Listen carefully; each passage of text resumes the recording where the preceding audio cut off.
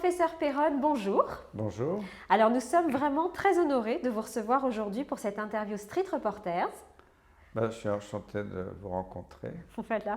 Alors nous allons profiter aujourd'hui de votre grande expérience dans le domaine de la santé puisque vous avez eu un parcours professionnel très riche. Vos compétences vous ont permis de gravir tous les échelons, médecin, professeur de maladies infectieuses et tropicales à l'Université de Versailles, puis chef de service des maladies infectieuses à l'hôpital de Garches jusqu'en 2020. Votre expérience et vos connaissances sont reconnues parmi vos pairs puisque vous aviez présidé la commission des maladies transmissibles du Haut Conseil de la santé publique et vous avez eu également des responsabilités à l'Agence du médicament et à l'OMS.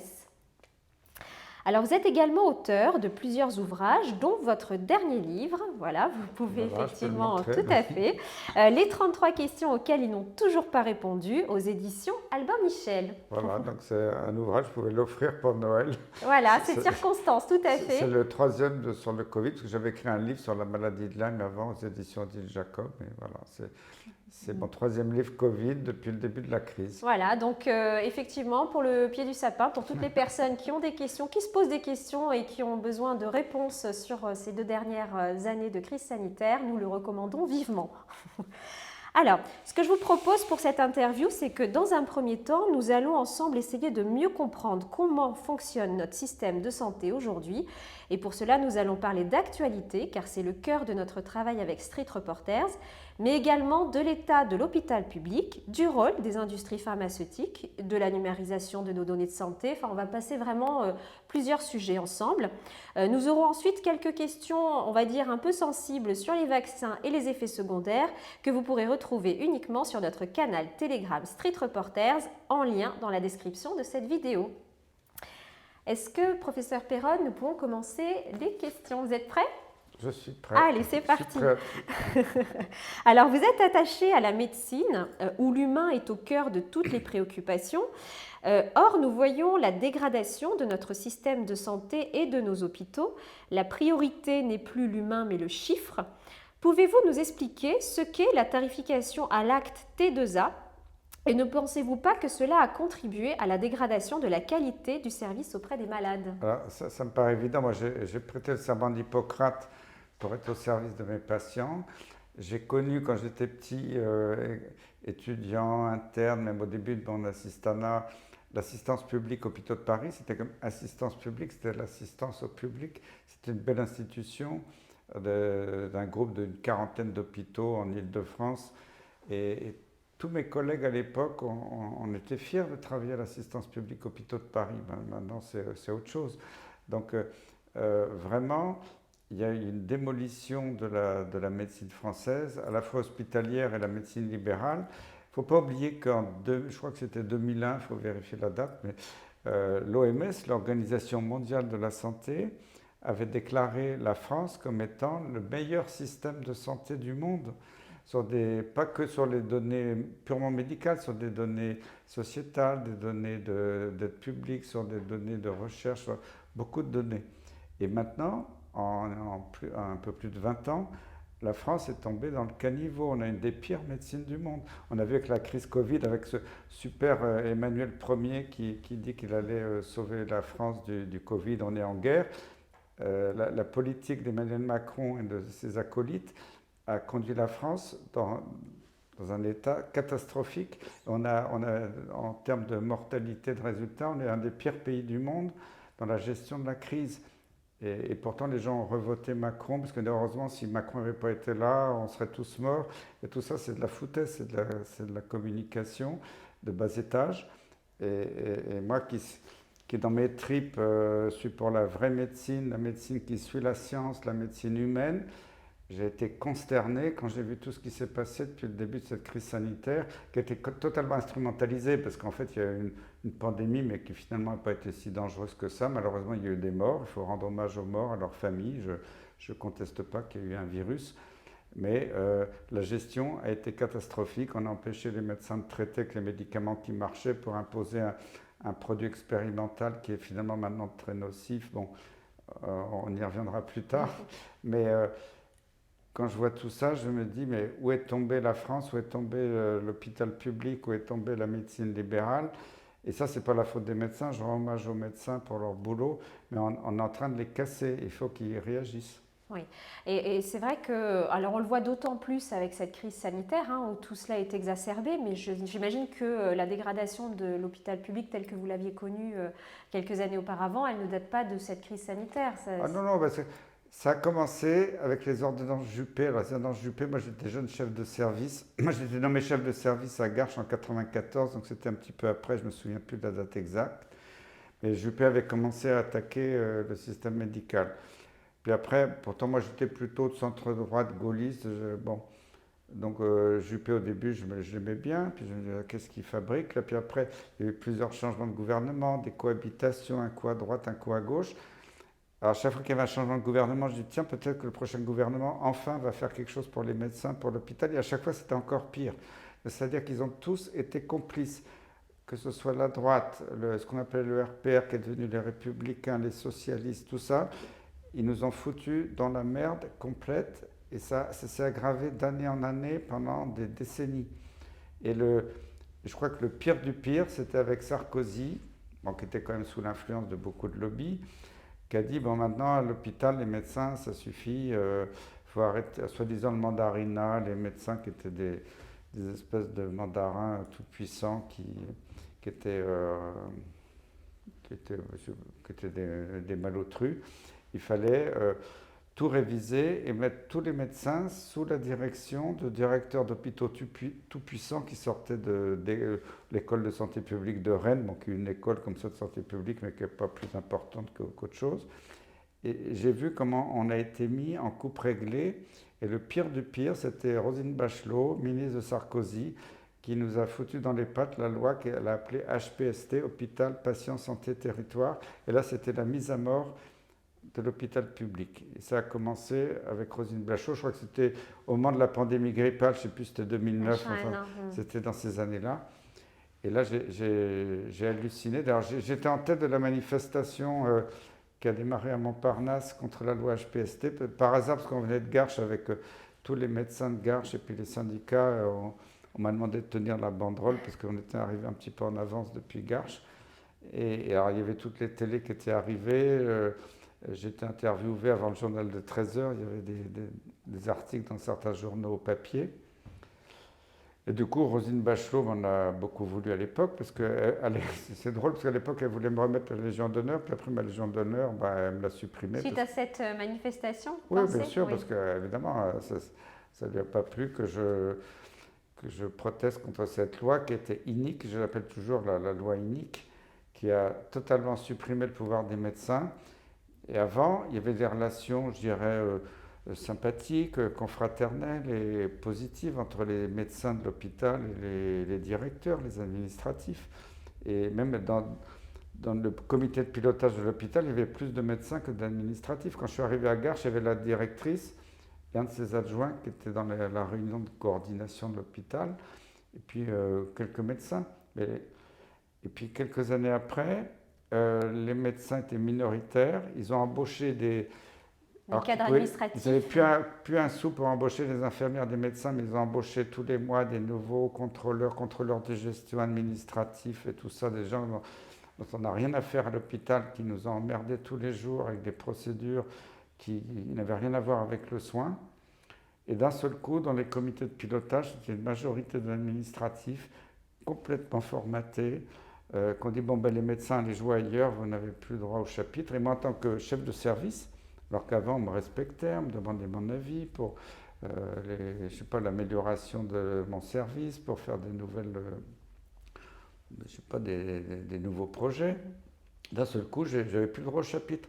Monsieur Perron, bon, allez vous coucher, vous êtes chef de service, mais on s'en fout. Donc une centralisation, on va dire, des décisions. Mais c'était hallucinant. C'est-à-dire que même si moi je faisais le moins de la petite remarque pour dire non, ben, je ne suis pas d'accord avec ça, ben, on s'en fout de ce que vous dites. Maintenant, Sarkozy a dit, Bachelot a dit, la loi HPST a dit, allez vous coucher, vous êtes un médecin, c'est-à-dire que vous êtes un petit connard, ben, allez vous coucher, c'est nous qui décidons. Et d'un seul coup, l'hôpital n'était plus au service du soin des patients, c'était au service, soi-disant, de la rentabilité. Mais la rentabilité, c'était complètement bidon. Parce que Sarko, vous vous souvenez, Sarko, il avait dit aux médecins, si vous êtes des feignants à l'hôpital public, si il avait dit ça aussi pour les enseignants dans les écoles, si vous faites plus d'activités, on vous donnera plus de moyens, et voilà. Donc ils ont fait ce qu'on appelle un codage, c'est-à-dire que un malade, quand vous arrivez à l'hôpital, vous avez un code sur votre diagnostic, pneumonie à pneumocoque, septicémie à je sais pas quoi, à colibacille ou méningite, machin. Et le code rapporte tant de points, donc tant d'argent pour l'hôpital.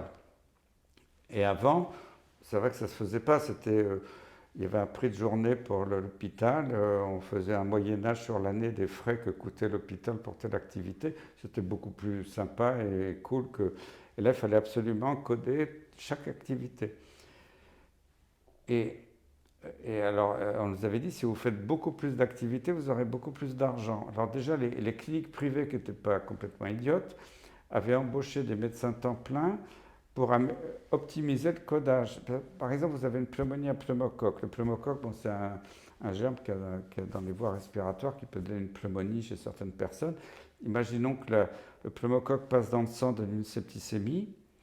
Vous êtes le médecin, vous codez comme ça à la sortie du patient, on vous demande de remplir un formulaire, vous mettez diagnostic principal pneumonie à pneumocoque, diagnostic accessoire septicémie à pneumocoque parce que la bactérie est passée dans le sang, là vous avez tout faux, vous rapportez, je ne sais pas, quelques milliers d'euros, mais c'est pour le prix du séjour, mais c'est pas terrible. Si vous mettez dans l'autre sens septicémie à pneumocoque en diagnostic principal et pneumonie en diagnostic accessoire, vous gagnez 5 ou 10 fois plus. Bon.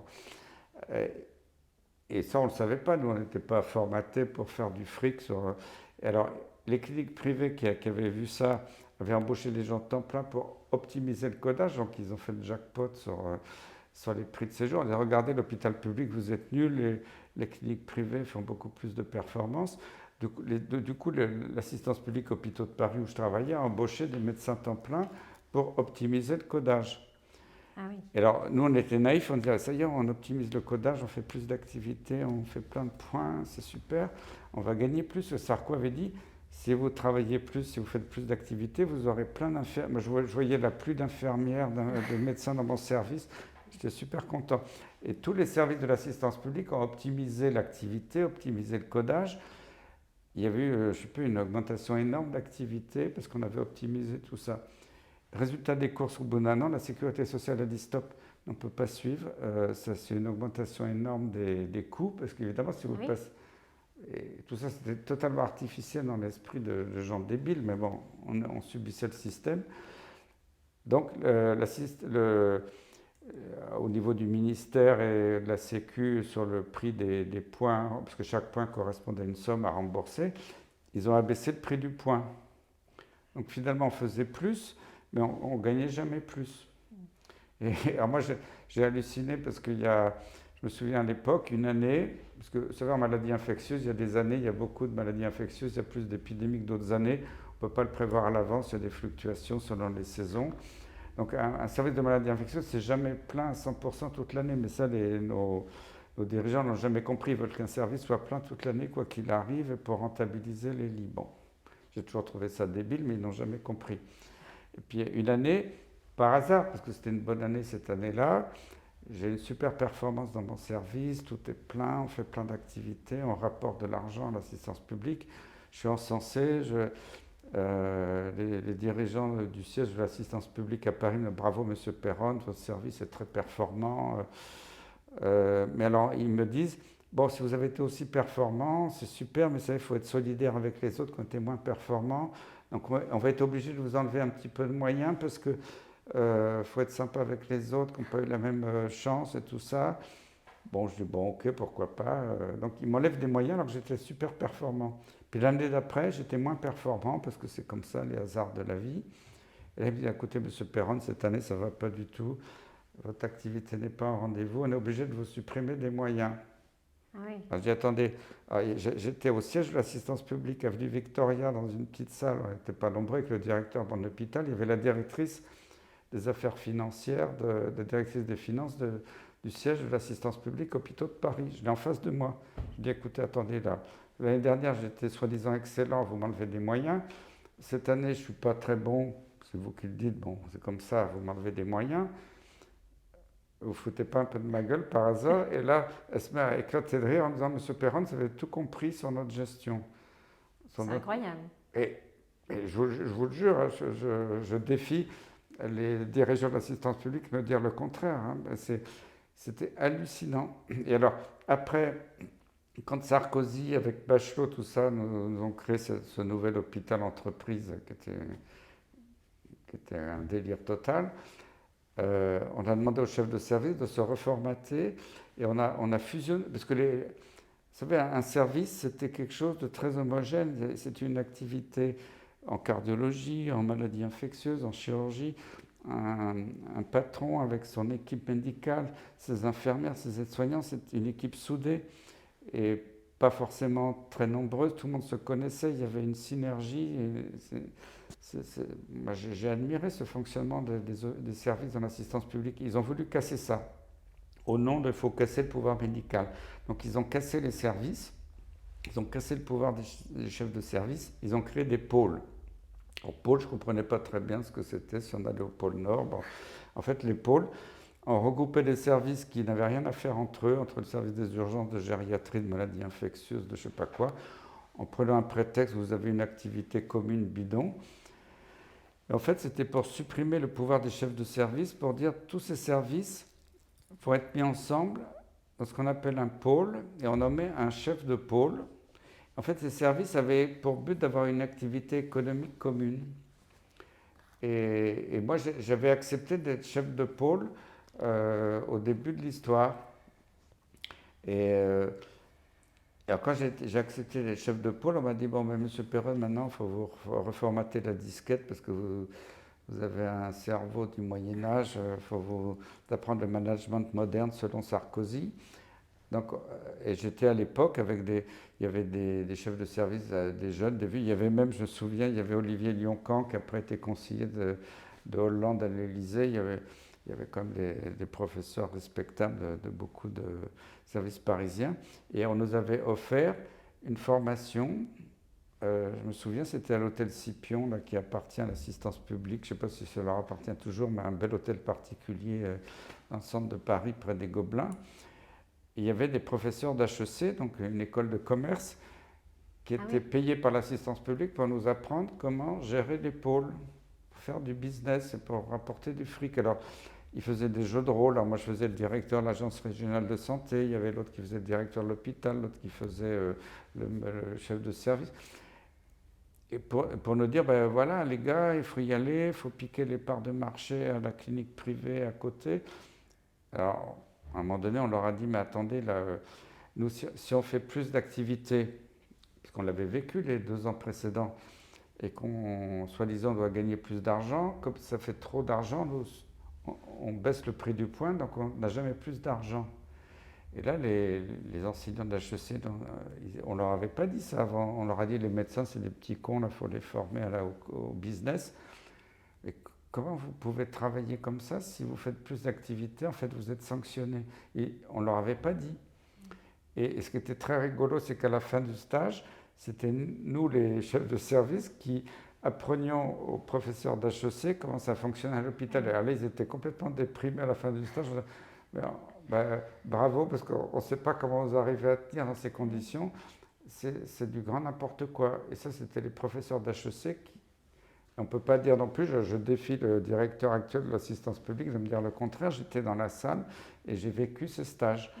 Donc, tout ça, c'était du foutage de gueule qui était commencé depuis très longtemps. Je parlais des ordonnances Juppé, tous les gouvernements, mais accentué sous le gouvernement vraiment Sarkozy. Accentué de façon très grave par Sarkozy, Bachelot, la loi HPST. Et là, c'est la casse de l'hôpital public qui est organisée tous les ans, il fallait rendre des moyens. Alors, rendre des moyens, c'était rendre des postes. Alors, au début, ils ont tapé sur les jardiniers, parce qu'avant, il y avait des beaux jardins dans l'hôpital de Gare. C'est de la friche, il n'y a plus de jardiniers. Après, ils ont supprimé tous les services techniques, les ouvriers qui venaient nous changer une prise de courant. Maintenant, pour changer une prise de courant, il faut faire des bons, ça dure 15 jours avec des entreprises extérieures, quoi. C'est du délire total. Et après, au début, ils ont essayé de pas trop taper sur les soignants, puis après, ils ont supprimé les soignants. Moins d'infirmières, moins d'aides-soignants, moins de médecins, pour avoir un poste de médecin, il fallait justifier pour avoir un nouveau poste que le poste du médecin allait rapporter de l'argent. Il fallait faire un dossier. Ah oui, oui, ben Comme est, un bilan prévisionnel voilà, on est dans les tombé dans un délire entreprises. total. Oui. Si vous nommez ce gars-là en neurologie ou en machin, faut que dans son dossier apparaisse que la création de son poste va générer du bénéfice pour l'assistance publique. Mais on est tombé où? Et ça, je l'ai vécu, j'en ai énormément souffert. Et malheureusement, ça a continué, ça s'est aggravé. Et maintenant, on est tombé au fond du trou. C'est-à-dire que, en plus, avec le Covid, c'est aggravé parce que vous savez, Olivier Véran, ce grand chef là, qui était là, je vais sauver la France. Quand c'était, je crois, en avril 2020, les journalistes lui faisaient remarquer qu'il y avait moitié moins de lits de réanimation en France qu'en Allemagne. Il a dit, oui, je vais doubler le nombre de lits de réanimation, ne vous inquiétez pas, je suis là. Il y a eu des suppressions de lits, finalement. Pendant 2 ans, il a supprimé des milliers de lits de médecine dans les hôpitaux. Moi, je sais que l'assistance publique, je ne sais pas quel est le chiffre actuel, mais déjà l'année dernière, je ne sais plus le chiffre exact, mais il y avait au moins 20% des lits qui étaient fermés par manque d'infirmières, manque de médecins. C'est partout dans tous les hôpitaux. C'est plus mon service, parce que je ne suis plus chef de service, je suis à la retraite maintenant, mais je sais qu'il y a l'activité minimale et d'ailleurs ils ont supprimé la moitié de mon service de maladies infectieuses pour faire un service de neurologie pour les AVC. On a quand même considérablement diminué les moyens. Oui. Et maintenant, les hôpitaux sont au bord du gouffre. Et ça se voit dans les urgences. Regardez les urgences. Avant, quelquefois, les gens râlaient parce que c'est vrai qu'à certaines heures de pointe, certains jours, on attendait 3 ou 4 heures aux urgences. Maintenant, dans des grands CHU de grandes villes de France, on peut attendre 4 jours aux urgences. Et les gens sont alignés sur des brancards dans les couloirs. Sans soins, parce qu'il y a 3 infirmières qui courent partout, il y a un médecin qui n'a pas le temps il gère les gens qui vont mourir, mais il n'a pas le temps de gérer les autres, et des gens attendent 3-4 jours sans manger. Et j'ai vu même des reportages sur des chaînes publiques, on ne peut pas dire que j'ai menti, je les ai vus ces reportages avec des témoignages, des gens qui sont sans manger, et les personnes âgées qui ne peuvent pas se lever pour aller faire pipi ou leurs besoins, ils font sur leur brancard dans le couloir, et avec l'histoire de bronchiolite. La bronchiolite, c'est la faute totale du gouvernement parce qu'ils ont fermé tellement de lits de pédiatrie, supprimé des postes de pédiatres. La bronchiolite, ça a lieu tous les ans. C'est le virus respiratoire syncytial qui n'a rien à voir avec la grippe, rien à voir avec le Covid. Il y en a tous les ans des épidémies de bronchiolite. Oui, mais là, c'est exacerbé avec ce manque de personnel. Et bien sûr, et quand il y a des années, moi je présidais la commission du Haut Conseil de la Santé publique, j'ai dit les bronchiolites, on va les avoir tous les ans. Donc faites en sorte que dans tous les grands hôpitaux, il y ait des services de pédiatrie, qu'il y ait une unité hospitalière qui soit prévue pour la bronchiolite, parce qu'une épidémie de bronchiolite, ça ne dure pas toute l'année, ça dure quelques semaines, ça s'arrête. C'est tous les ans à des dates un peu différentes, comme la saison de la grippe. Que cette unité puisse être mobilisée, qu'il y ait du personnel qui soit prévu en cas de crise, et puis que le reste de l'année, si cette unité ne sert pas pour la bronchiolite, qu'elle soit utilisée pour autre chose, pour n'importe quelle autre maladie. Bon, évidemment, on ne m'a pas écouté, on a supprimé des postes, supprimé des lits. Maintenant, on découvre, tiens, il y a la bronchiolite, c'est terrible. Et vous vous rendez compte que les petits nourrissons, il n'y a pas de traitement pour la bronchiolite, il n'y a pas d'antiviral, il n'y a pas de vaccin. Pour les sauver, heureusement il y en a qui font des formes bénignes et qui peuvent être suivis à la maison, mais un nourrisson, c'est des petits nourrissons de quelques mois qui sont en train d'étouffer. Le seul moyen de les sauver, c'est d'être hospitalisés, d'avoir des infirmières, des kinés pédiatriques qui puissent les aspirer quand ils étouffent, leur mettre de l'oxygène. Pour passer le cap, ça dure quelques jours, et c'est vital. Et là, quand vous voyez ce scandale dont la cause entière, je regarde François Braun droit dans les yeux, c'est lui et ses prédécesseurs qui sont totalement responsables de cette crise, de ces enfants qui sont peut-être morts de bronchiolite, qu'ils n'ont pas été soignés parce qu'on refusait les petits gamins comme on a refusé les personnes âgées dans les EHPAD au début du Covid parce qu'il n'y avait pas de place et que les hospitalisations se faisaient sur des petits brancards dans les couloirs et qu'il n'y avait pas le personnel.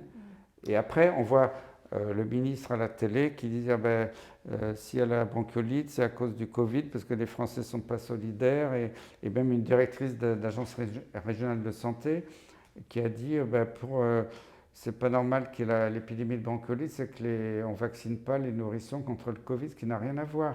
Donc c'est une manipulation politique qui est odieuse, et je leur dis droit dans les yeux à ces politiques, vous rendrez des comptes un jour devant les Français pour ces décisions qui sont totalement anormales. Et c'est dégoûtant d'avoir fait ça, et franchement j'ai honte pour ce que le système de santé français a fait aux petits nourrissons atteints de bronchiolite et à leurs parents. Il faut que tous les parents de nourrissons atteints de bronchiolite qui ont souffert de ce système hospitalier, je les encourage à porter plainte parce que ce n'est pas normal. Alors, on l'a vu, hein, l'hôpital manque de beaucoup de choses, mais vous l'avez très bien dit tout à l'heure, entre autres de personnel. Et du coup, on va parler des soignants suspendus. François Braun a indiqué qu'il y aurait très peu de médecins, environ 1000 infirmiers qui seraient suspendus. Il a d'ailleurs assuré que ce n'est pas avec leur retour qu'on va résoudre les problèmes de l'hôpital. Savons-nous combien ils sont exactement? Avons-nous des chiffres? Et même s'ils sont que 1000, est-ce qu'on n'a pas besoin justement de ces 1000 pour les venir renforcer sont énormes. Je n'ai pas le chiffre exact, mais on parle de 15 000. Maintenant, le ministre dit 1000. Bon, 1000, ça me paraît totalement ridicule. 1000 infirmiers. Oui, même infirmiers, médecins. C'est beaucoup plus que 1000, c'est évident. Oui. Hein, c'est un nombre colossal. Et puis alors, quand on a vu François Braun et même d'autres, même des journalistes, des médecins dire les hospitaliers actuels qui ont été inoculés, parce que je ne veux pas parler de vaccinés, mais inoculés, ne veulent pas voir leurs collègues non inoculés réintégrer l'hôpital parce qu'ils ont peur, c'est un mensonge total. Moi, je suis en contact tous les jours avec des personnes de mon service ou d'autres services et ils ne demandent qu'une chose, c'est que leurs collègues qui ont été suspendus reviennent. Ils n'ont pas du tout peur d'eux. Parce qu'ils se rendent compte qu'ils ont été abusés, qu'on leur a imposé l'inoculation contre toute donnée scientifique. Maintenant que c'est avoué que c'est aucun rôle sur la transmission, etc. Donc, et la France reste le dernier pays du monde à interdire la réintégration des suspendus. Donc alors, justement, d'après vous, pourquoi? Alors certains, on sait aujourd'hui, on sait très bien, parce qu'on l'a vu à la télé il n'y a pas longtemps, que le vaccin n'empêche pas la transmission ni la contraction du Covid. Donc sur quels arguments repose cette décision de ne pas les réintégrer? Certains indiquent que c'est plus une raison d'éthique. Qu'en pensez-vous? C'est pas d'éthique, parce que l'éthique, c'est de réintégrer des gens qui ont été suspendus de façon honteuse. Où est l'éthique? On a suspendu du jour au lendemain des gens qui étaient applaudis. Et tous ces soignants, je leur rends hommage, tous ces suspendus, bravo à eux, et quel courage ils ont, qui sont en train de crever la faim chez eux, qui n'ont plus aucun salaire, qui n'ont même pas le droit au chômage, on leur a suspendu tous leurs avantages pour la retraite, tout ça. Et là, j'ai rencontré heureusement des gens dans le milieu privé fabuleux qui vont tous les jours à Rungis récupérer de la nourriture qui n'est pas vendue pour la récupérer, pour faire des paniers, pour soutenir les familles de soignants suspendus. Donc je rends hommage à tous ces gens-là. Il y a toute une solidarité. Oui, une solidarité qui est très importante. Oui. Et franchement, c'est dégoûtant. Et quand on voit que la France reste le dernier pays au monde, parce que je le sais par des proches de Macron, moi j'ai comme mes renseignements, que Macron a dit qu'il mettait un point personnel à refuser la réintégration des soignants, parce qu'évidemment, s'il avoue qu'il a eu tort, il risque d'avoir des problèmes. Mais de toute façon, il aura des problèmes quoi qu'il arrive. Donc il ferait mieux aujourd'hui de s'excuser et de réintégrer les... C'est le conseil que je lui donne, parce que sinon ça va mal tourner pour lui. C'est pas possible. Quand on voit qu'il manque 15 000 soignants et que le ministre dit non, ces soignants, on n'en a pas besoin, ça ne va rien changer, c'est totalement faux. Que tous leurs collègues ne demandent qu'une chose, c'est qu'ils reviennent. Parce que leurs collègues, ils savent qu'ils ont été abusés. Ils le disent tous les jours. Ils disent, on nous a obligés, on n'a pas eu le choix. Il ne faut pas faire croire qu'ils sont contre le retour, ils sont à fond pour le retour. Alors, on vient de parler un peu de l'état de l'hôpital aujourd'hui. Alors, que pensez-vous, avec ce recul, du bilan de Martin Hirsch lorsqu'il était directeur général de l'assistance publique Hôpitaux de Paris de 2013 jusqu'à juin 2022? Martin Hirsch, il s'est fait donner une image avec style l'abbé Pierre qui s'occupait des pauvres dans les rues de Paris. Mais malheureusement, après, il a donné une image différente. Après, moi, je ne veux pas l'attaquer. Je sais qu'il m'a attaqué de façon basse parce qu'il m'a radié de ma fonction de chef de service 3 mois avant que je la rende spontanément. Donc, Et Un après, coup dans de les médias, communication plutôt. après, il a joué les gros durs. Regardez, j'ai cassé Péronne, mais parce qu'il ne pouvait pas me radier de ma fonction de médecin. C'est du ressort du Conseil de l'Ordre. Le Conseil de l'Ordre m'a donné raison plus Récemment. tard. Il ne pouvait pas me casser de ma fonction de professeur des universités. Comme il a eu envie de recevoir un coup de fil en disant bon, allez, il faut casser Péronne, bon, il m'a convoqué un matin. En plus, dans sa lettre, il a dit que j'étais radié parce que j'avais été responsable de menaces de mort contre un jeune médecin, que le docteur Nathan Peffersmadja, qui avait fait une pétition contre moi au mois de juillet 2020 pour que je sois convoqué devant le Conseil de l'Ordre. C'était un interne en médecine à l'époque. Et j'ai dit, mais c'est quoi cette histoire de délire? J'ai jamais menacé de mort personne. Et heureusement, d'ailleurs, j'avais toutes les preuves, parce que grâce à des constats d'huissier, j'avais pu avoir toutes les preuves que ce Nathan Peffersmadja avait reçu ces menaces de mort dès le mois de mars ou avril 2020. C'était bien avant que je le connaisse même son existence et que j'en parle sur les médias. Donc tout ça avait été complètement instrumentalisé, inventé. Et même le président des doyens des facs de médecine d'Île-de-France, qui est le doyen Rioux, qui est un professeur de médecine d'urgence à la Pitié-Salpêtrière, juste 2 jours après que Martin Hirsch me remette la lettre, il m'écrit aussi pour me dire, ben voilà, vous n'êtes plus digne d'encadrer des étudiants en médecine parce que vous êtes responsable de menaces de mort contre un jeune médecin. Alors heureusement que le Conseil de l'Ordre a reconnu que ce médecin avait dit des choses qui n'étaient pas vraies. En plus, l'a condamné par un avertissement. Il n'a eu qu'un avertissement parce qu'il a eu, bon, il a quand même eu la délicatesse de s'excuser en public devant le Conseil de l'Ordre. Bon, sinon, je pense que vu tout ce qu'il m'a mis sur le dos, il aurait pu payer plus cher. Mais bon, voilà. Mais de toute façon, je continue à l'attaquer au pénal parce que je ne vais pas en rester là. C'est extrêmement grave qu'un jeune médecin m'attaque comme ça et me salisse. Et puis qu'après, les autorités aux ordres utilisent des arguments totalement fallacieux pour me traîner dans la boue. Donc tous ces gens-là, je les méprise. Martin Hirsch, c'était un coup de com'. Bon, pour moi, il a été minable sur ce coup-là. J'espère qu'il le regrette aujourd'hui parce qu'il a été abusé par des gens qui l'ont probablement manipulé. Voilà, bon, j'ai rien à dire de plus sur ce monsieur qui a quand même participé à la restriction des crédits pendant des années pour l'assistance publique. Oui, voilà. Alors, admettons que vous soyez ministre de la Santé. Oui. Que faites-vous pour améliorer le milieu médical et quelles réformes prioritaires engageriez-vous? 1. J'interdis tous les lobbies. Je fais le ménage sur les conflits d'intérêts. Je vire tous les médecins qui ont des conflits d'intérêts des agences de régulation, que ce soit l'agence du médicament, au Conseil de la santé publique, partout. Et même dans toutes les commissions, il y a un grand ménage à faire.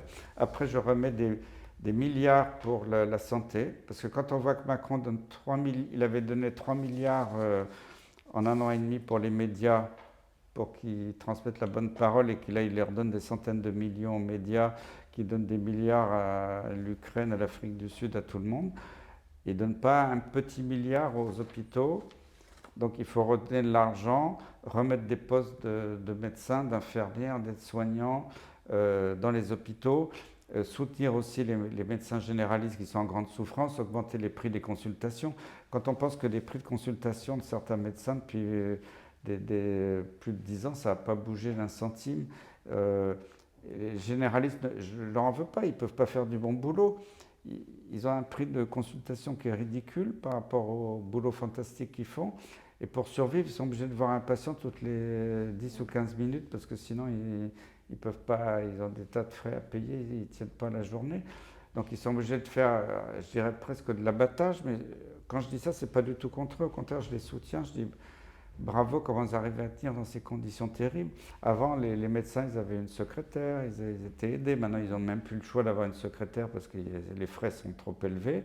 Donc, ils se retrouvent avec des tâches administratives. Et ils passent la moitié de leur temps, parce qu'avec les histoires comme les patients ne doivent plus rien payer, je ne suis pas sûr que ce soit une bonne chose que les gens ne voient pas visuellement le coût de la santé. Bon, enfin bon, on peut l'admettre. Bon.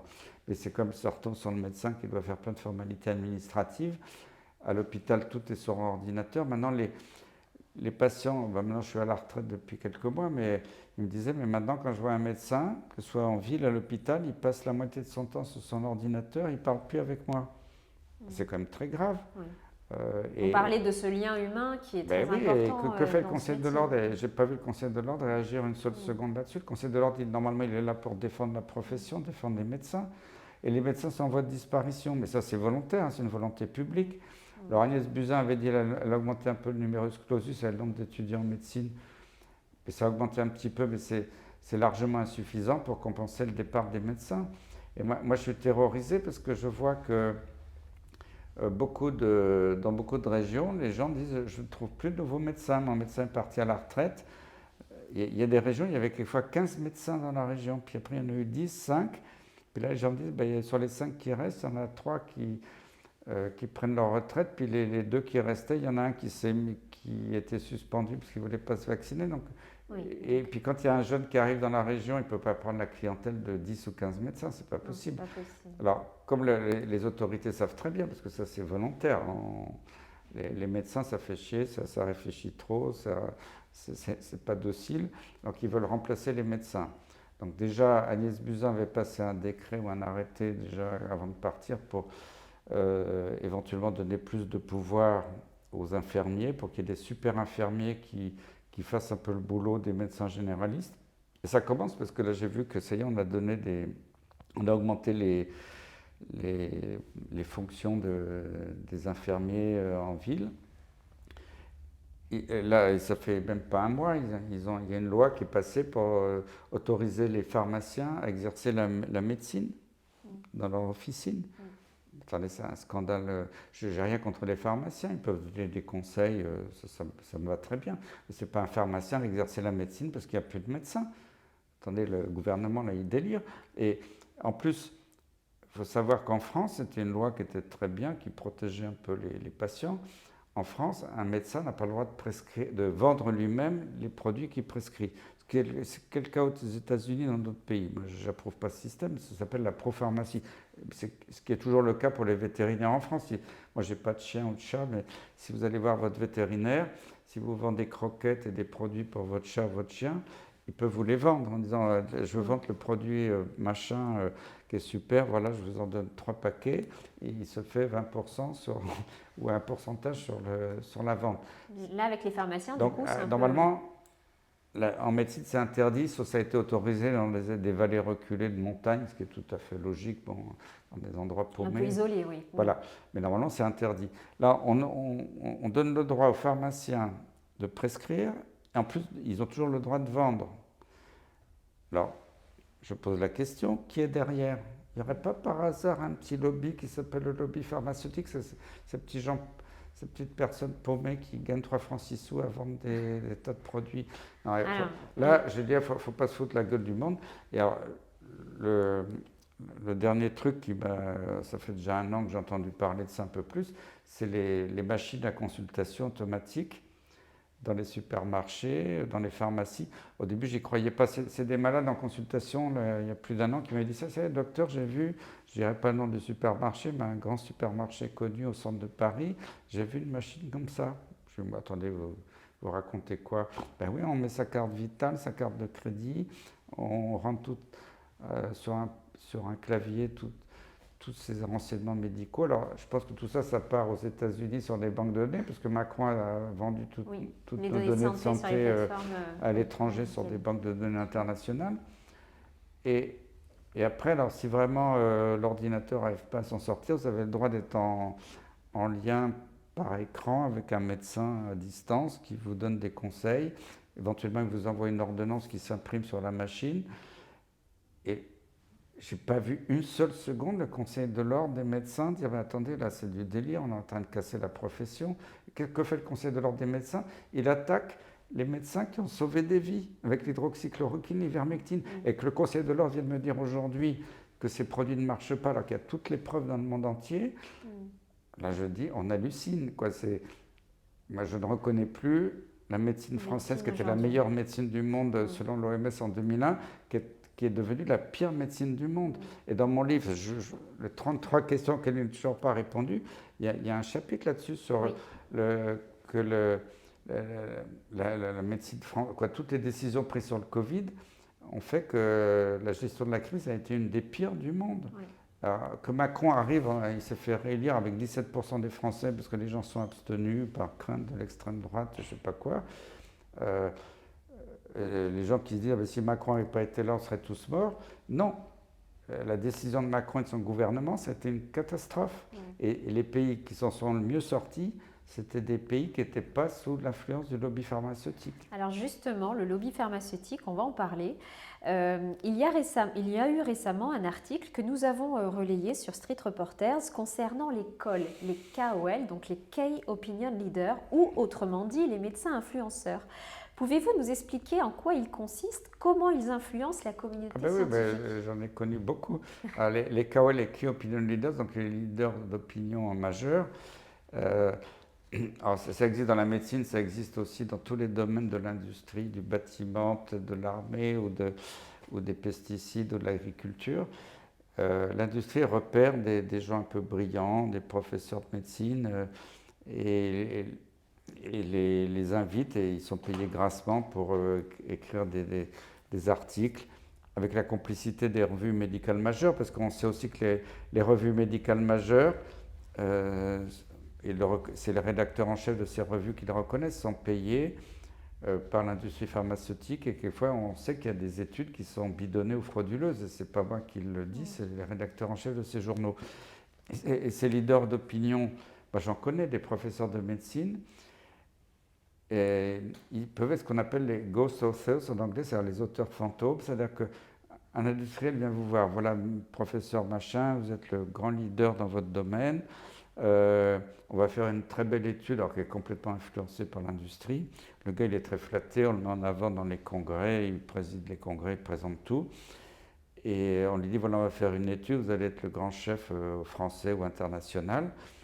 Et alors, toute l'étude, le projet d'écriture du protocole est écrit par l'industriel, ils ont beaucoup de moyens financiers, de petites mains pour écrire tout ça. Lui, il y a juste son nom qui est mis en haut, il est très fier. Après, l'étude est faite, il n'a rien à faire parce que tout est financé, même dans votre service à l'hôpital. Moi, j'ai participé quelquefois indirectement à ce type d'études. Bon, les gens de l'industrie viennent, c'est eux qui enregistrent tous les données des malades, tout ça. Alors, sous couvert de contrôle des autorités sanitaires, il y a tous les accords de l'Agence du médicament, des comités d'éthique, donc tout ça, soi-disant, est très clean. Et puis, donc, toute l'étude est financée, faite. Après, toutes les données vont dans le laboratoire pharmaceutique. Ils moulinent ça dans leurs ordinateurs. Il y a des données qui sortent, mais personne ne va jamais contrôler s'ils ont bidouillé ou pas. Mais je le sais pas. Je le sais par des aveux des industriels, parce que j'ai des copains, j'ai beaucoup de médecins qui étaient des copains qui étaient dans l'industrie pharmaceutique, qui m'ont dit qu'ils passaient leur temps à truquer les données. Bon, c'est pas moi qui le dis, alors je ne citerai pas des noms, je ne veux pas les compromettre. Mais vous avez vu ça de l'intérieur. Mais voilà. Bien sûr. Et après, le grand professeur machin, il y a les résultats voilà, qui sont toujours en faveur du laboratoire pharmaceutique. Et il doit présenter les résultats et il les écrit. Et alors, moi, ce que j'ai découvert, c'est qu'ils avaient déjà acheté les grands journaux médicaux, je peux dire le New England Journal of Medicine, le Lancet, les laboratoires, quand ils font une étude sur un nouveau médicament, préenregistrent leur article un an à l'avance. Je pense que les rédacteurs en chef de ces journaux disent que c'est moyennant quand même compensation, c'est pas moi qui le dis, c'est les rédacteurs en chef de ces journaux. Donc ça veut dire que même avant de savoir si le produit va marcher, parce que de toute façon leurs données marchent toujours et tout ça, ils ont déjà quasiment la certitude d'être publiés dans un des plus grands journaux médicaux. Et puis c'est pas le professeur Tartampion qui est l'auteur fantôme qui écrit, c'est toutes les petites mains du laboratoire, c'est même écrit aux États-Unis ou en anglais parfait. Et puis l'article sort et en premier auteur, on voit le professeur Dupont ou Durand dans le CHU parisien, qui est le plus grand professeur du monde, qui n'a rien foutu et qui a touché des sommes phénoménales, parce que moi j'ai vu combien il touchait quelquefois. Alors justement, je me permets de rebondir juste sur cette partie-là, afin de connaître les liens entre certains médecins ayant pignon sur rue, comme vous venez de le dire, et les laboratoires pharmaceutiques. Il y a un site qui s'appelle transparencesanté.gouv. Pensez-vous que ces données sont fiables et comment et par qui les montants sont déclarés? Alors, c'est fiable un tout petit peu parce que Bon, d'abord, on n'est pas obligé de déclarer, mais enfin, en général, les gens déclarent parce qu'ils peuvent avoir des ennuis. Mais sur Transparence Santé, il y a plusieurs types de déclarations. Il y a, par exemple, tous les frais d'hôtel, de voyage, etc. Là, on doit mettre les sommes. Pour certaines choses qui ne sont pas très importantes, on doit déclarer la somme. Mais après, quand vous regardez le professeur Tartampion qui déclare, je ne sais pas, 10 000, 100 000 euros de subvention de tel ou tel labo, à côté, il y en a certains qui ont 10, voire 20 conventions avec l'industrie pharmaceutique. Mais là, il n'y a pas de somme. D'accord. Parce que quand il y a eu la loi Bertrand, après l'affaire du Mediator, il fallait jouer la transparence. Normalement, il devait tout déclarer, y compris les sommes dans les conventions. Une convention, c'est quand vous signez avec un laboratoire Tartampion pour faire une étude clinique sur la maladie X ou Y. Et la somme, ça peut atteindre 2 millions d'euros, mais ce n'est pas 2 millions d'euros dans votre poche directement, ça peut être aussi pour payer les études, pour payer les méthodologistes, pour payer les frais hospitaliers, parce que quand vous faites une étude clinique, l'hôpital maintenant s'en met plein dans les poches, parce que c'est un peu lamentable, mais bon, il y a une espèce de raquette à la publication scientifique. Mais quand quelqu'un annonce 10 ou 20 conventions, il n'est pas obligé de mettre le prix. Donc il y a quelqu'un qui déclare 10 000 euros et 10 conventions, et on ne sait pas combien de centaines de milliers d'euros, de millions il y a eu à côté, et il n'est pas tenu de le faire par la loi. Et ça, malheureusement, c'était obtenu par des lobbyistes. Quand la loi Bertrand est sortie, ils ont fait sortir un décret d'application pour supprimer les sommes sur les conventions. Bon, ça, c'est ce qui est officiel. Maintenant, moi, je ne suis pas tout jeune, j'ai 67 ans. J'ai connu des jeunes médecins qui après ont fait une brillante carrière dans l'industrie pharmaceutique, d'ailleurs des collègues qui étaient très bien et très honnêtes, mais ils me l'ont dit en privé, ils m'ont dit attends Christian, tu rigoles, quand tes copains les déclarent 10 000 ou 100 000 euros sur Transparence Santé, ça c'est le pourboire. Parce que moi, j'ai des copains qui ont travaillé au plus haut niveau, des plus grands labos pharmaceutiques à l'international, aux États-Unis, en Suisse ou partout, et ils me disent en fait ils touchent des millions d'euros sur des comptes offshore. Mais j'avais même un copain, il m'avait donné l'adresse, je ne l'avais pas noté, d'instituts bancaires aux États-Unis où les autres lavaient leur argent. Bon, tout le monde le sait. Même je l'ai dit au Conseil de l'Ordre des médecins, au Conseil départemental l'année dernière, ils m'ont dit oui, on sait que ça existe, mais on n'a pas les moyens. Évidemment, personne ne peut tracer les comptes offshore. Et j'avais discuté. Alors, c'est pas qu'un seul laboratoire pharmaceutique. Moi, j'ai des copains dans tous les labos. Ils m'ont dit oui, effectivement. Puis il y en a même une femme dans un labo qui m'avait expliqué comment ils trafiquaient les comptes pour que ça n'apparaisse pas sur financement privé d'un individu, mais que ça passe sur une Oui, autre donc ligne. ils ont vraiment Une tout autre un ligne budgétaire, mais système. ils ont les meilleurs avocats fiscalistes au monde, les meilleurs financiers pour trafiquer les données. Donc tout le monde le sait. C'est un secret de polichinelle. Bon. Finalement, c'est un peu un... Et après, quand ces gens-là arrivent sur les plateaux télé pour dire voilà la vérité, tout ça, ben, tout le monde se couche. Ah, c'est un grand professeur, il publie dans les plus grands journaux médicaux, c'est un type super. Mais tout ça, c'est du foutage de gueule, parce que je connais tout de l'intérieur. C'est pour ça que je les gêne, parce que moi, je dis ce que j'ai vu, et ils ne peuvent pas me dire le contraire. Voilà. Oui, je vois. Alors, on va changer de sujet. On va parler maintenant de la numérisation et de la centralisation d'ailleurs de nos données de santé. Dans votre livre, vous parlez du nouveau service numérique Mon Espace Santé. Ce dispositif permet aux professionnels de santé d'avoir accès à tout votre dossier médical. Et vous indiquez que c'est la fin du secret médical. Alors, pourquoi dites-vous cela? Ah bien, j'ai déjà vu ça avant Mon Espace Santé à l'Assistance publique Hôpitaux de Paris, parce qu'avant, un dossier médical, c'était papier. Il y avait l'étudiant, l'interne, l'assistant qui écrivait avec sa belle plume un dossier médical. Donc c'était bien rédigé, on faisait des belles observations. Tout ça a disparu, maintenant tout est sur informatique. Alors ça bug régulièrement.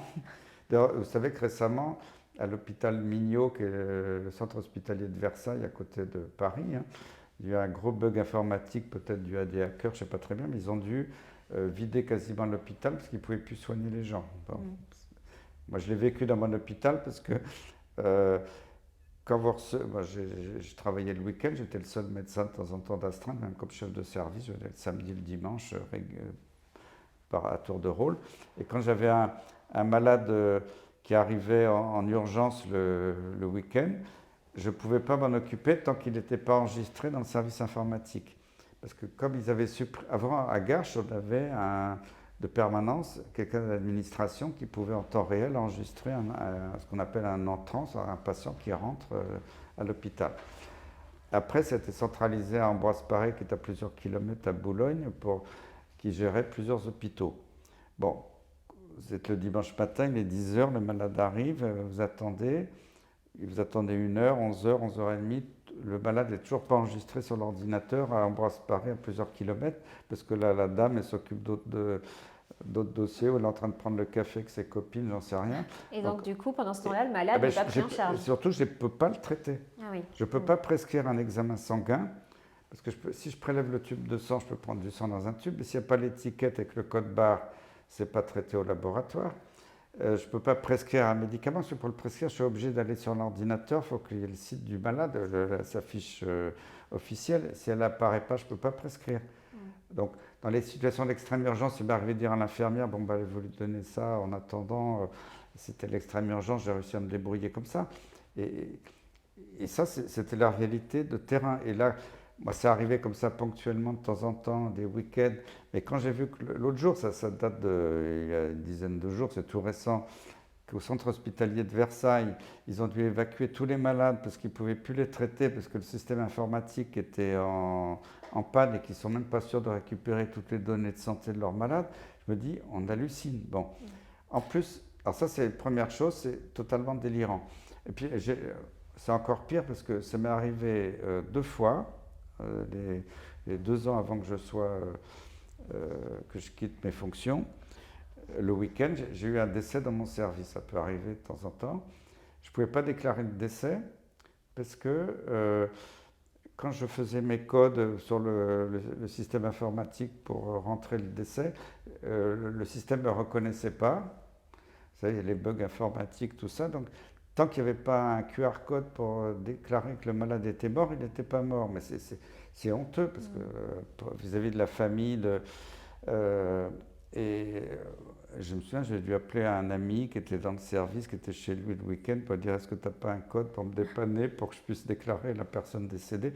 Mais oui, on voit un peu l'aberration, on va dire, d'avoir poussé à l'extrême l'hyper-informatisation de l'hôpital. Pour revenir à ces bases informatiques, il y a le problème de la confidentialité. Oui. Une fois, je me suis fâché avec ma directrice là-dessus, qui était la directrice d'Ambroise Paré, parce qu'on dépendait d'Ambroise Paré à l'époque, en me disant maintenant c'est très sûr, tout est sécurisé. Je vais vous foutre de moi, parce que n'importe quel médecin, et puis même un non-médecin, mais qui est un peu futé, qui accède au code d'hospitalisation des patients, peut avoir accès à tout le dossier médical de quelqu'un qui est hospitalisé à l'assistance publique Hôpitaux de Paris. Maintenant, c'est très sécurisé, puis si ça vous arrive, vous pouvez avoir la liste de tous les gens qui sont connectés. Ok, on peut avoir la liste.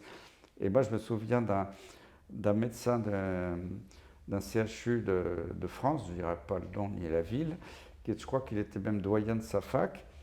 Il était hospitalisé pour un problème de santé très grave, et puis bon, il allait mieux, puis dans sa chambre d'hôpital, pour s'amuser, comme ça, il a regardé sur l'ordinateur qui s'était connecté à ses données personnelles. Il y avait la moitié des étudiants de l'hôpital. Allez me parler de confidentialité maintenant. Alors quand je vois que quand il y avait l'affaire du sida, au début du sida, je me souviens, comme les gens ne déclaraient pas toujours à leur compagnie d'assurance qu'ils avaient le sida, moi je me souviens très bien, j'étais jeune assistant à l'époque, il y avait quelquefois le soir, il y avait des médecins des compagnies d'assurance qui venaient discrètement, qui se faisaient passer pour un membre de la famille, qui essayaient de faire parler l'interne ou l'assistant, ou qui appelaient en disant je voudrais avoir des nouvelles de monsieur machin, qu'est-ce qu'il a. Et on a toujours été extrêmement vigilants, parce qu'on sait qu'il y a des fois où... C'est pour ça qu'on avait supprimé, vous savez, il y avait des pancartes avant au pied du lit des malades avec la courbe de température, tous les médicaments. Puis quand c'était écrit AZT, qui était le médicament du sida, il y avait des médecins des compagnies d'assurance qui venaient le soir, qui ah tiens, lui, l'AZT, il n'a pas déclaré la compagnie. Et est-ce que... Alors, pour vous dire que des médecins d'assurance, s'ils sont futés, peuvent aussi... accéder à un dossier espace partagé, vous pensez? Et donc, il n'y a plus aucune confidentialité. Alors, mon espace santé, j'avais entendu parler de ça. J'avais créé mon propre espace, parce que je voulais le créer pour le supprimer, puis je n'ai pas fait attention. En fait, je l'ai créé, je ne savais pas comment le supprimer au début. Puis quelques mois après, je suis retourné dessus. Et qu'est-ce que j'ai vu? J'ai vu que j'étais allé chez le dentiste 2 fois, tout était enregistré. J'avais été chez le pharmacien 2 fois, tout était enregistré. Je me dis, oh là là, mais si ça se trouve, Big Data aux États-Unis, bon, je m'en fous que je sois allé chez le dentiste ou que j'achète le médicament, mais imaginons qu'il y ait des choses confidentielles. Bon, c'était pas mon cas, mais je dis, ils vont tout savoir de moi dans mon intimité, et du coup, j'ai supprimé mon espace santé. Je recommande à tout le monde de supprimer ce site. C'est un site d'espionnage qui est hallucinant. Donc, il y a plus, je n'ai plus aucune confiance dans le système informatique pour les données de santé. Il faut vraiment que les gens soient extrêmement vigilants parce qu'on peut tout savoir sur eux. D'accord. Alors, on voit aussi des progrès de plus en plus importants dans la médecine au fur et à mesure de l'évolution des nouvelles technologies. On parlait tout à l'heure un peu de ces consultations à distance, etc.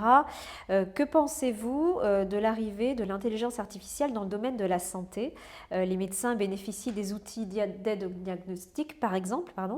Et avec ces évolutions, comment sera le métier des médecins dans les années à venir? Alors, je ne suis pas contre l'intelligence artificielle si elle est bien encadrée par des gens intelligents qui ont une réflexion médicale, éthique. Et ça peut être un outil intéressant. Par exemple, maintenant, on sait que dans certains domaines, pas partout, mais par exemple, il y a des ordinateurs qui peuvent analyser pour certaines maladies un peu mieux certaines images que des radiologues confirmés. Bon, ce n'est pas encore toujours le cas, mais c'est vrai qu'on voit qu'il y a des progrès. Donc, je ne suis pas contre cette démarche. Mais que maintenant, on nous fasse croire que les médecins ne servent plus à rien, que tout va être remplacé par l'ordinateur, euh, franchement, j'hallucine parce que, vous savez, en médecine, la médecine c'est un art, c'est pas une science exacte.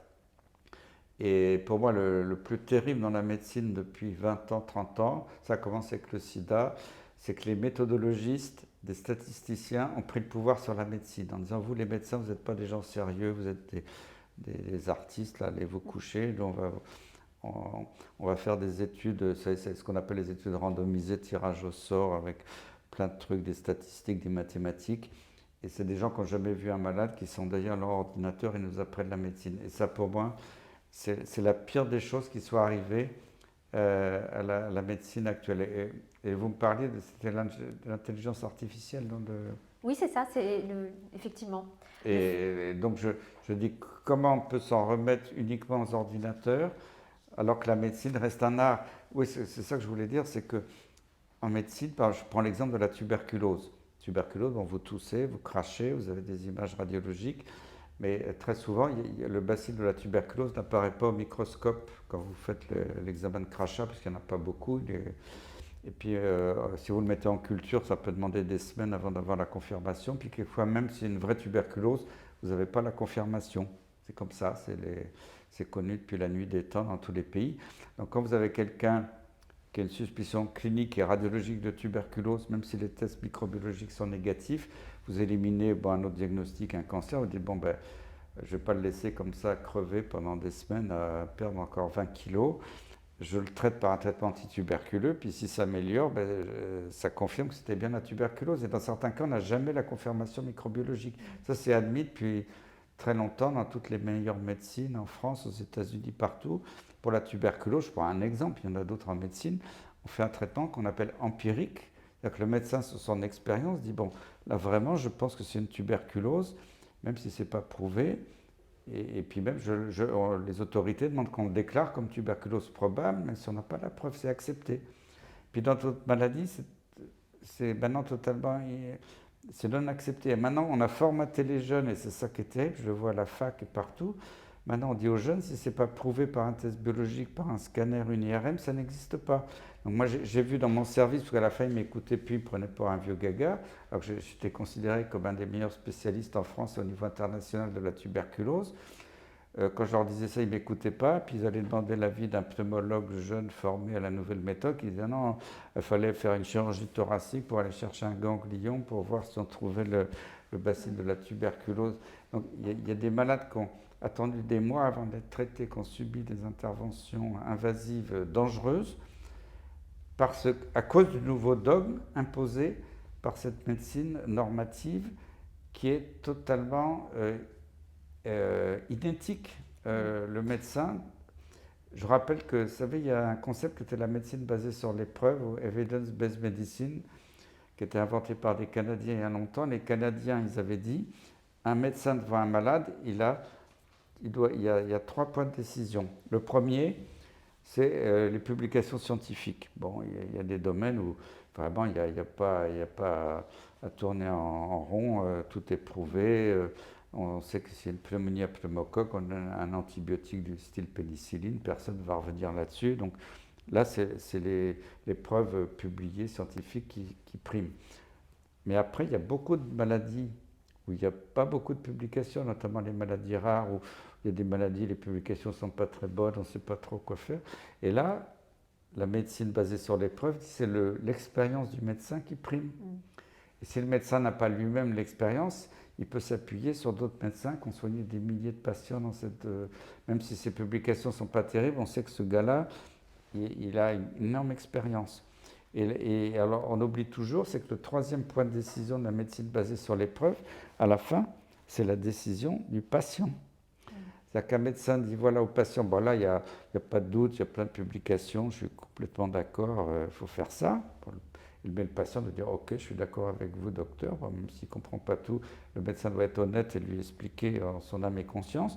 Après, le médecin dit, ben, écoutez, dans cette maladie comme le Covid, bon, il y a des controverses, mais moi j'ai soigné des centaines de patients, je les ai guéris avec l'ivermectine, vous pouvez me faire confiance. Et là, c'est le médecin qui doit, c'est le malade qui doit dire, oui, je vous fais confiance. Et c'est le malade qui doit décider en dernier recours. Et ce n'est pas un méthodologiste dans son coin qui n'a jamais vu un malade qui dit, c'est pas publié dans le Lancet dans une étude randomisée, donc ça n'existe pas. Ils ont perverti la médecine, ces gens-là. Ils ont fait croire que c'était au nom de la science. La médecine n'a jamais été une science exacte. La médecine, c'est une science en partie, mais c'est un art. C'est une science appliquée, c'est pas l'arithmétique. Et moi, j'en peux plus de ces méthodologistes. C'est à l'occasion du sida qu'ils nous sont tombés dessus pour tout nous imposer comme ça. Mais il faut se révolter. Nous, les médecins, non, on revendique de garder un art. Nous sommes des artisans. Nous ne sommes pas inféodés à des techniques industrielles. Alors finalement, est-ce que nos médecins auront la possibilité et la liberté de prescrire ce qui leur semble adapté aux patients ?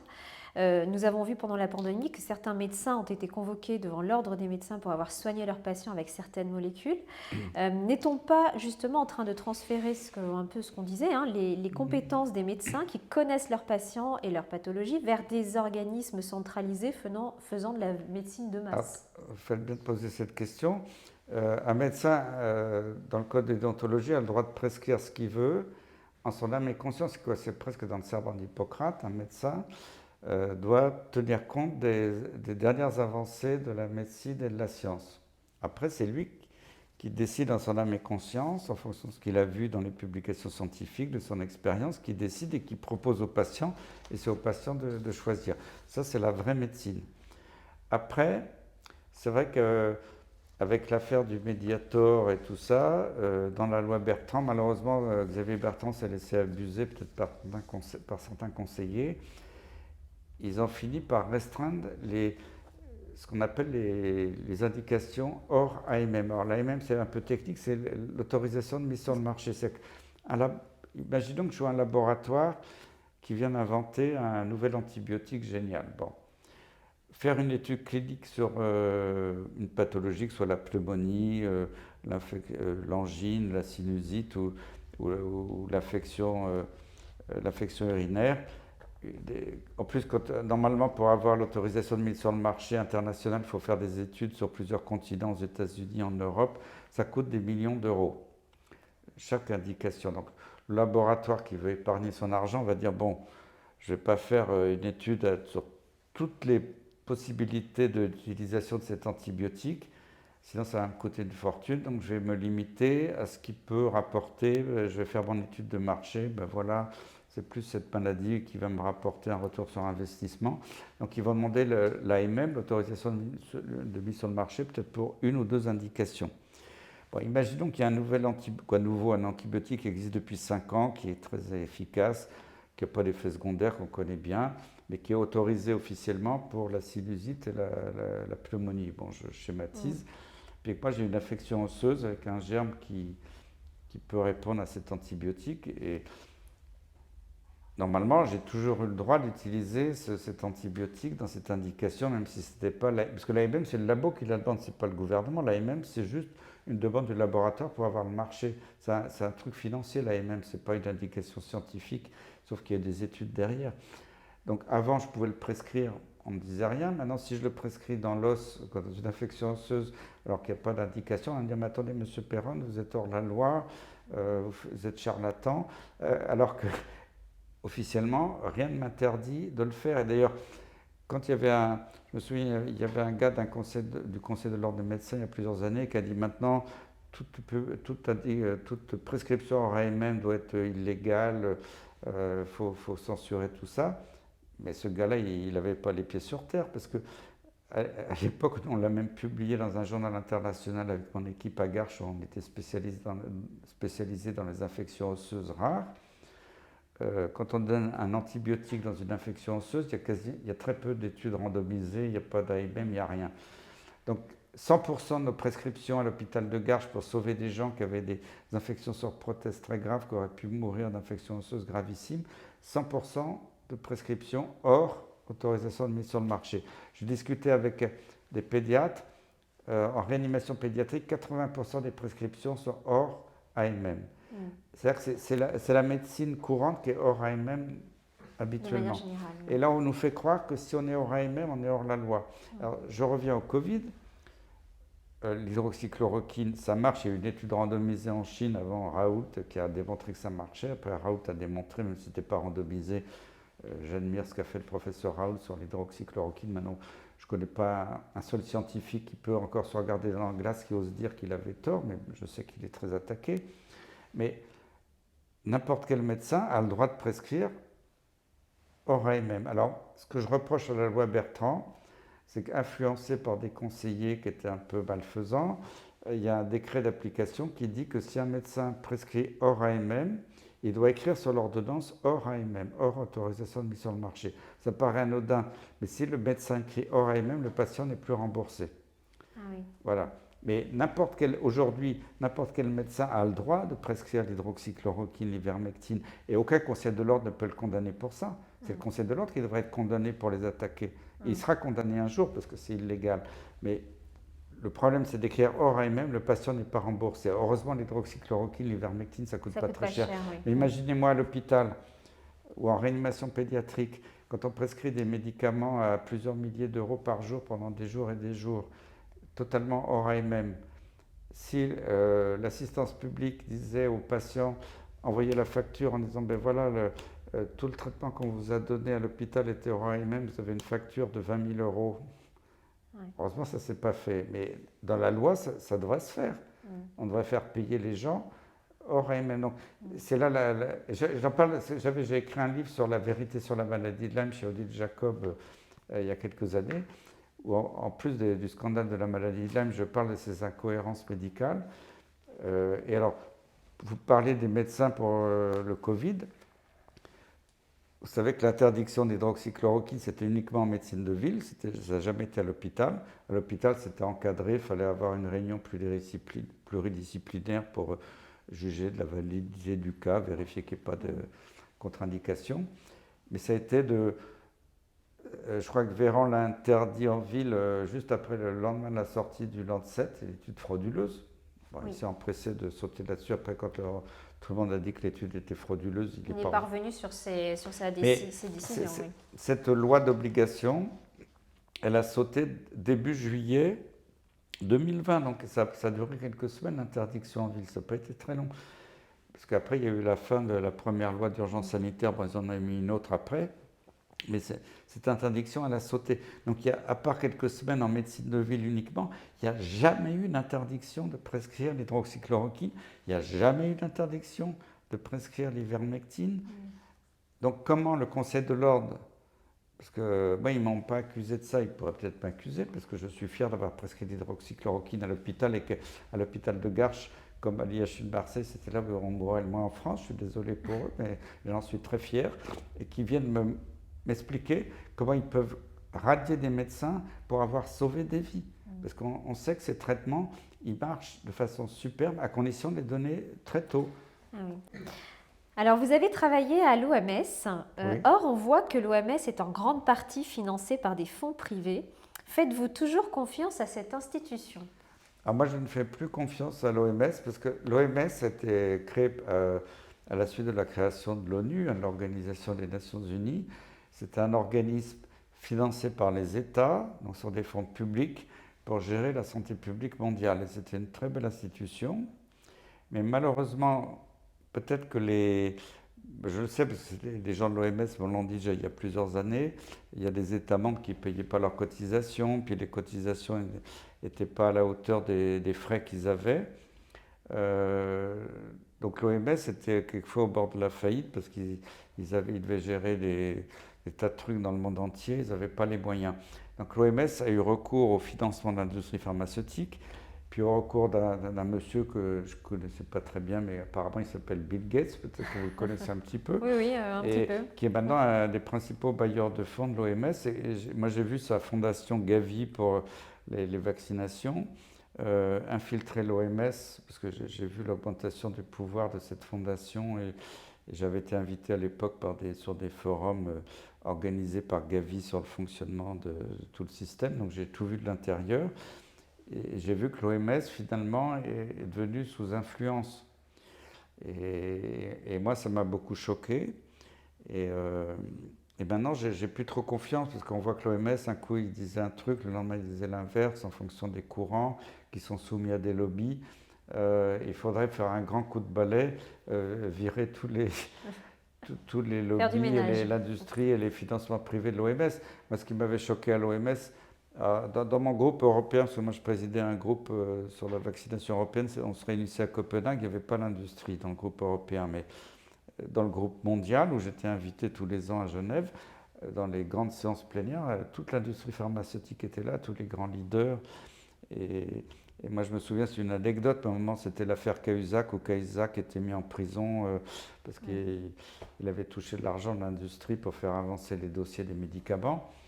Il y avait un des leaders de l'industrie du vaccin en France qui était à la pause café, comme ça, il me dit, oh là, monsieur Perron, c'est terrible l'affaire Cahuzac, parce que vous vous rendez compte, bon, il nous coûtait cher, mais grâce à lui, les dossiers avançaient très rapidement dans toutes les instances, à l'Assemblée, dans les commissions. Ah oui. Et on avait les enregistrements très rapides. Et voilà, ils s'en cachaient même pas. Et puis en plus, ils étaient là, présents dans les couloirs, ils faisaient leur lobby auprès de tous les décideurs mondiaux. Voilà, c'est ça l'OMS. Ça, vous l'avez vu et vous l'avez vécu. Je l'ai vécu. Et l'OMS, c'est ça. Puis c'est pareil à Bruxelles, c'est pas que la santé, mais quand on voit qu'il y a, je sais pas, le nombre de milliers, j'ai vu un chiffre hallucinant, le nombre de milliers de lobbyistes qui vivent tous les jours à Bruxelles et à Strasbourg autour du Parlement.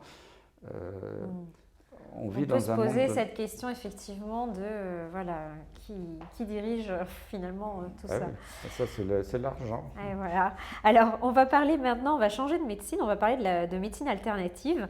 D'après vous, pourquoi une chasse aux naturopathes en France? On voit que les herboristeries sont interdites en France, l'homéopathie est non remboursée. Enfin voilà, pourquoi? Alors, l'herboristerie était interdite par la régime de Vichy, du temps de l'occupation nazie, il ne faut pas oublier.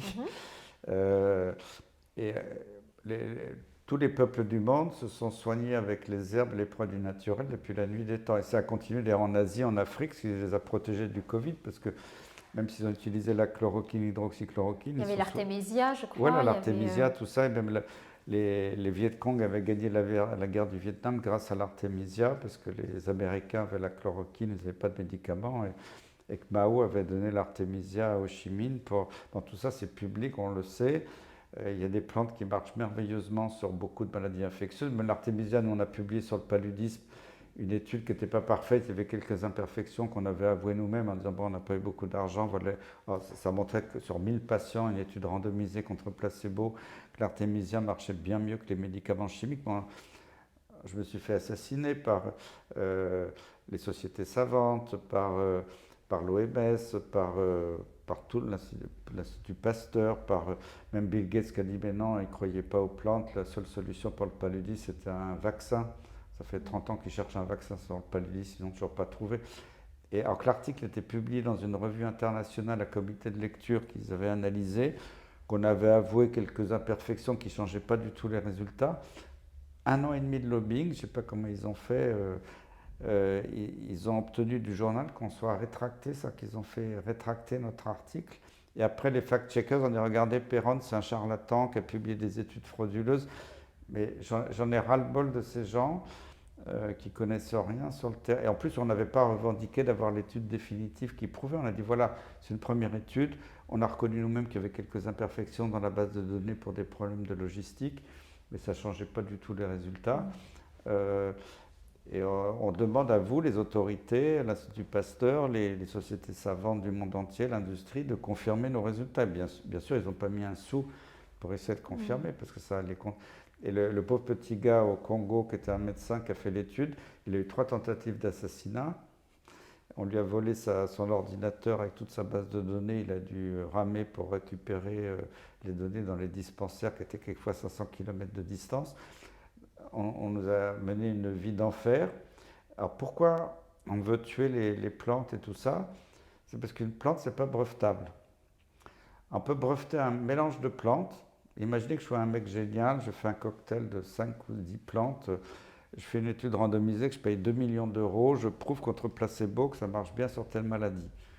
Je sais que je vais être le roi de la planète. Donc je brevette, je publie. Après, il y a un petit futé qui va prendre le même cocktail de plantes, il va rajouter 2 plantes, du thym et de l'origan. Il va faire un brevet sur une nouvelle marque.